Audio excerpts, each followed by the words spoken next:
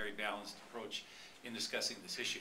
I'm going to start right where Michael left off, and that is we have a lot of emotion when we talk about the fundamental right to a democracy, the fundamental right to vote.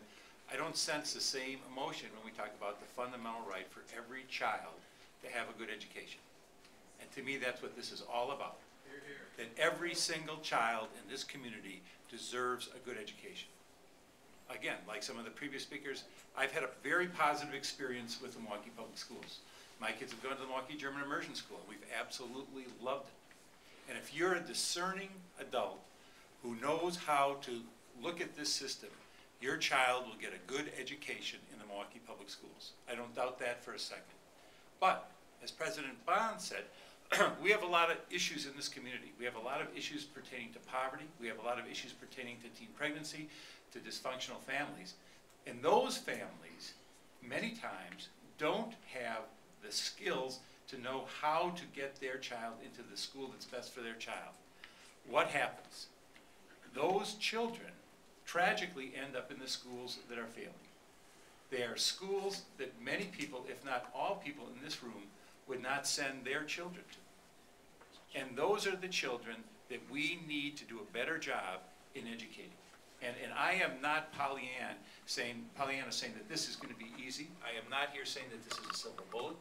I am saying, though, if you take a look at this city 10 years from now, and if we do not dramatically improve the percentage of young people graduating from high school, we will look at more and more and more poverty in this city. Now, why do I say that? I say that because just recently, the University of Wisconsin-Milwaukee's Employment and Training Institute concluded that 8 out of 10 job openings in Metro Milwaukee require education beyond high school. We simply do not have enough jobs in this community for people who do not have an education that allows them to compete in a world economy. So we have two choices. We curse the darkness and say that there is too much poverty, or we do what we can to raise the educational attainment for the kids in the Milwaukee Public Schools.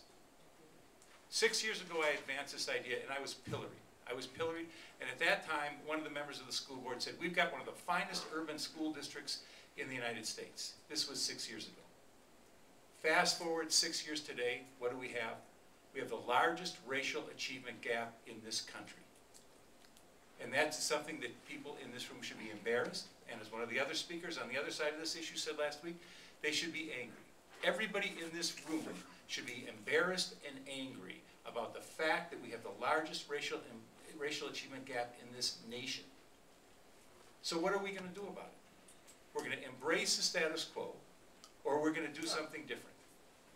And I think what we need to do is we need to recognize the reality. The reality is that we are not competing.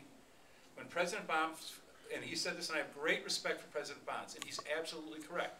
There was an analysis done of Wisconsin and how we fare in competing for the race to the top dollars. There was action here by the Gates Foundation. They both said it's not happening here. The reason that they said that we're not in the competition for the race to the top dollars is because they don't see the commitment to reform in Wisconsin that they see in other parts of this country. That's the reason. Why did the Gates Foundation pull out? They don't see the commitment to reform. And all of us can be comfortable with our own situations, with our own children, knowing that we can put our kids in a situation where they can be educated. But it's the very kids that we are failing in this community. And unfortunately, the vast proportion of them are children of color. And that is not acceptable to me. That is not acceptable to President Hines.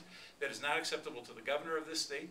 And I think that we have to face up to the reality. The reality is we have a very, very difficult challenge here ahead of us.